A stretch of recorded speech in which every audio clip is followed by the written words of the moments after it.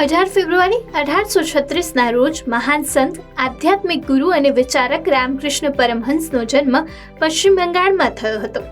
રામકૃષ્ણ પરમહંસને સ્વામી વિવેકાનંદના ગુરુ માનવામાં આવે છે.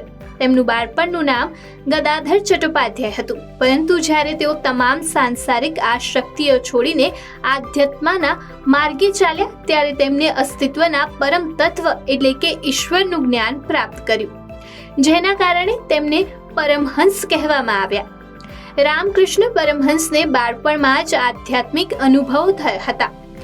આ જ કારણ હતું કે માત્ર 9 વર્ષની ઉંમરે તેમને પવિત્ર દોરાની વિધિ કરાવી અને પછી વૈદિક પરંપરા અનુસાર તેઓ ધાર્મિક વિધિ અને પૂજા અર્ચના કરવા સક્ષમ બન્યા. રામકૃષ્ણ પરમહંસનો પરિવાર કલકત્તાના બેરકપુરમાં હુગલી નદીના કિનારે આવેલા દક્ષિણેશ્વર કાલી મંદિરની સંભાળ રાખતો હતો. પાછળથી રામકૃષ્ણ પરમહંસ પણ માતા કાલીની સેવા કરવા લાગ્યા અને પૂજારી બન્યા.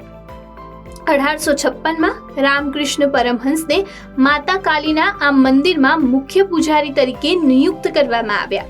એવું કહેવાય છે કે રામકૃષ્ણ પરમહંસને માતા કાલીનું અંગત દર્શન થયું હતું. 18 ફેબ્રુઆરી 1486ના રોજ વૈષ્ણવ ધર્મના ઉપદેશક અને ભક્તિકાર મહાન કવિઓમાંના એક ચૈતન્ય મહાપ્રભુનો જન્મ બંગાળના નવદ્વીપ નામના ગામમાં થયો. હિન્દુ કેલેન્ડર મુજબ ચૈતન્ય મહાપ્રભુનો જન્મ સંવત 1407માં હોલિકા દહનના દિવસે ફાગુન મહિનાની શુક્લ પક્ષની પૂર્ણિમાના દિવસે થયો હતો. ભક્તિકાળના અન્ય કવિઓની જેમ ચૈતન્ય મહાપ્રભુએ પણ ભક્તિને મોક્ષનો માર્ગ ગણાવ્યો. તેઓ શ્રી કૃષ્ણના પરમ ભક્ત હતા.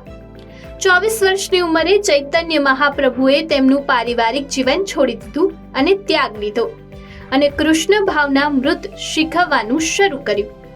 ચૈતન્ય મહાપ્રભુએ એક પુસ્તકની રચના કરી.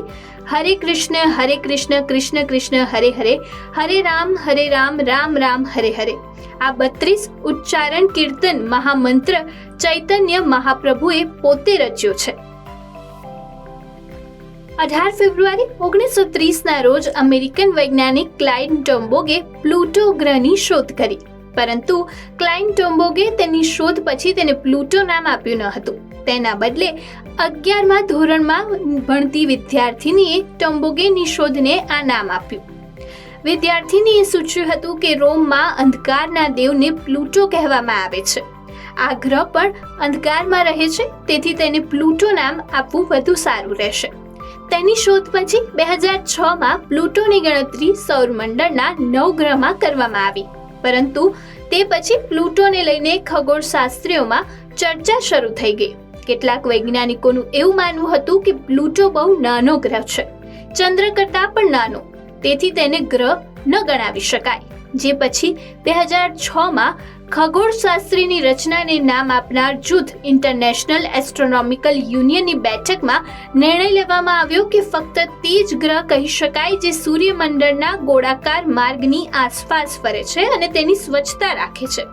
પરંતુ આ સાથે પ્લુટોની પાસેથી ગ્રહનું બિરુદ છીનવી લેવામાં આવ્યું. તમને જણાવી દઈએ કે પ્લુટોને સૂર્યની આસપાસ ફરતા 248 વર્ષ લાગે છે.